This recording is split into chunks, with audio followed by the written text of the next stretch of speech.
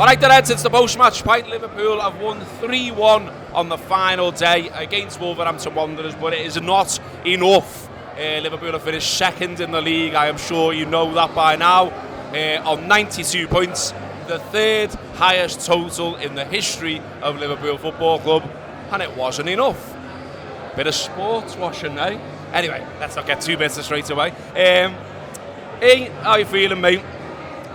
I think it's context, isn't it? So, coming into the game, I think most of us, broadly speaking, had accepted that it probably wasn't going to happen today, and it was going to be City's title.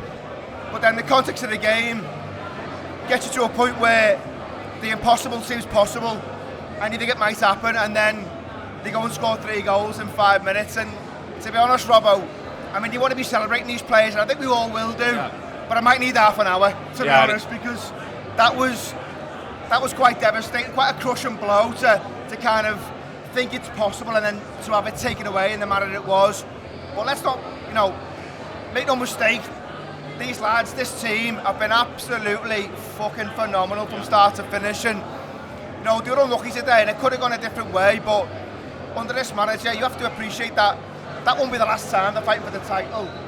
And hopefully with a bit of luck, there's something bigger on the horizon as well, so. Yeah, I mean, there's the European Cup for a start next week. We've got to get ourselves back up for that. They've got to get themselves back up for that as well.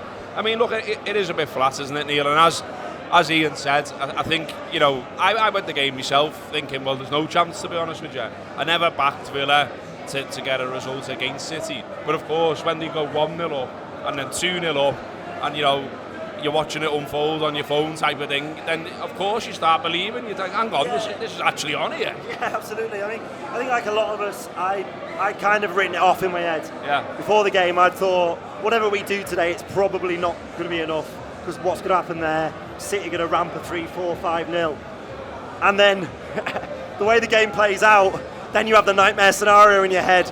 City are going to lose or draw, and we're not going to have beaten Wolves. Yeah. And I just started thinking to myself, bloody hell, I'd learned to live with the fact that we were going to win and City were going to win, and that was going to be it, with the idea that we weren't going to get the job done.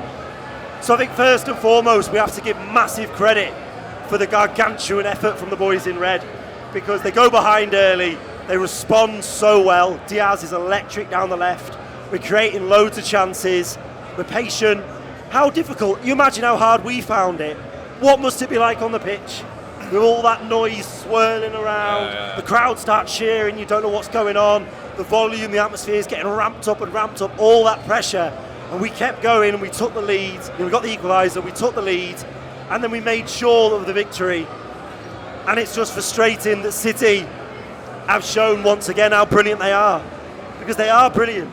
The actual footballers are brilliant. The football team is brilliant. I know it's very difficult to think about the way they've been funded, the way they've been put together, but if you just set that aside in your mind as much as you can do, they've got an amazing manager, they've got an amazing squad, and they've got so many players that I admire, like Gundogan is an absolutely brilliant midfielder, always has been, obviously was brilliant for Jurgen, and he's come off the bench, I think it is, and scored them 2 goals in 5 minutes. They're worthy champions. The first half of the season, we weren't quite consistent enough by our standards. Second half of the season, we've been absolutely phenomenal. We've been great all year. But the first half of the year, we weren't quite controlling matches. We let some leads slip.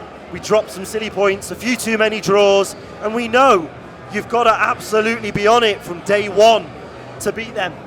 And now I'm thinking, well, fucking hell, I could easily see this going again like it did 1920. Yeah. In 6 days' time, we've got a Champions League final. I fancy us to win it, the big one. And then I fancy us to start next season like a fucking racehorse, just straight out the traps, straight out the blocks, and just win and win and win. Jurgen's here for 4 years? Another 4 years. And you're telling me we're not going to win the league title in them 4 years? Of course we are. We're going to do. Of course we are. It again. And I think Neil's right, isn't he? That we've seen before how they react to a blow. And look, they'll feel a little bit down. I mean, stayed round and watched the send off for Divock and Mo getting the golden boot, and Hello Reds, thanks for watching that taster of the post-match pint. If you want to watch the rest of that video, really easy to watch it right here on YouTube. Just click the join button below, that activates the membership. It gives you access to the Anfield Wrap's premium videos, which includes the post-match pint, but also reviews, previews, exclusive interviews, and it means you can follow us, follow them from here, the heart of Liverpool.